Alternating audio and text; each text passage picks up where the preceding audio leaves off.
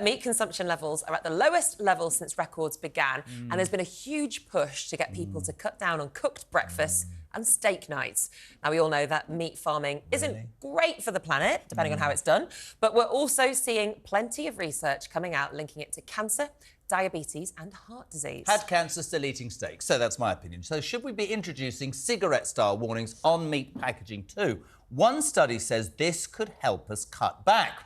Well, to get us all thinking is the Vegan Society's Claire Ugley, who says it's a good idea and people should be more informed. Meanwhile, farmer Gareth Wynne-Jones believes the idea of putting warnings on meat is absolutely ridiculous and is against our freedom of choice. Claire, good morning. Thank you for joining us. Can you tell us why you're in favour of these graphic label warnings? Good morning. Thanks for having me on. And I just wanted to say happy World Vegan Day to everyone, as today is World Vegan Day. We essentially at the Vegan Society support people and consumers having more choice. So whenever they make decisions about what they're purchasing, particularly around food, we support people having a lot more choice to enable them to make healthier decisions and more sustainable decisions. So if labels on packets will help them work out whether one food might be better or worse for them, or better or worse for the environment, then we are fully supportive of that. Claire, good to have you on. I always like people that I disagree completely with because that's part of a democracy. You've just said it's about choice, but you told my research team anything that informs people that eating meat isn't healthy is great. Is that your opinion, or is that a fact? It's not a fact, is it? Well, some meats, particularly red and processed meat, have been found to be worse for you, to cause things like cancer and to increase cholesterol and to sort of increase saturated fat in the diet. So unfortunately, red and processed meats are one of the main sources of saturated fat in kind of Western diets. So it is something that particularly health officials sort of warn about, and it's something they recommend cutting down on, particularly red and processed meats. Okay. So unfortunately, it's something that people do need to cut down on. Cut down, not give up completely. Let's shoot to North Wales. Gareth Wynne-Jones, delighted to have you on. A farmer, mate. I need some support. Please tell me what you make of this. It's madness, man, isn't it? It's the biggest joke on God's earth again. It's just the publicity to them. These people want to grow up. It's, red meat is part of a balanced diet. It's good for your health and it's good for the environment. I've just put 50 prime lambs off to Dumbia, and they'll be feeding so many families. Eat grass-fed. Look at how your food's produced, your meat's produced. I'm 57, mate. I've got no underlying problems. I am drinking milk, eating meat, and I'm as healthy as anybody on God's earth. And I'll tell you something, there's no menopause here. And you want to drink a little bit more milk, Jezza, get some more meat in you, mate, and I'll tell you, you'll be flying.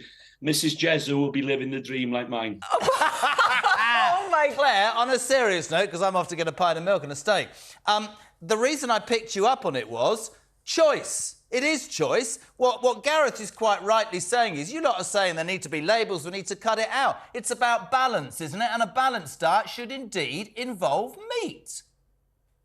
That's not necessarily a recommended view. So I think a balanced diet, a well-planned vegan diet can provide everything that you need to grow. And that's supported, that statement is supported by the NHS and by the British Dietetic Association. So unfortunately, it's certainly not true that you need meat to have a healthy diet. And I would argue that you absolutely don't. And if you don't need meat to be healthy, then I think morally, then you should not eat it. And that would be my position. So morally, sorry, are you... I'm not part of this. But yes, you are. Morally, because you don't think it's right, or a balanced diet. What's the answer here? Oh, I think a sort of well-planned vegan diet can provide you with everything that you need. And I think if you don't need to, cause suffering and harm to animals, then perhaps you should consider not doing it. But I think, that's my particular view.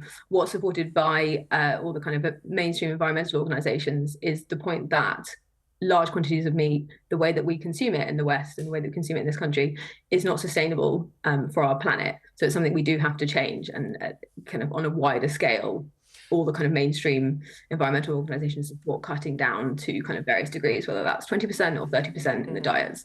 That is pretty supported by scientific evidence. I mean, I'm a vegetarian. I haven't eaten meat for 10 years. It wasn't really because of health reasons. It was because, look at Gareth downing his virile milk there. It was because purely I didn't want to eat animals. I had pets. Whenever I ate meat... people should have the choice. Yes, I've not denied that.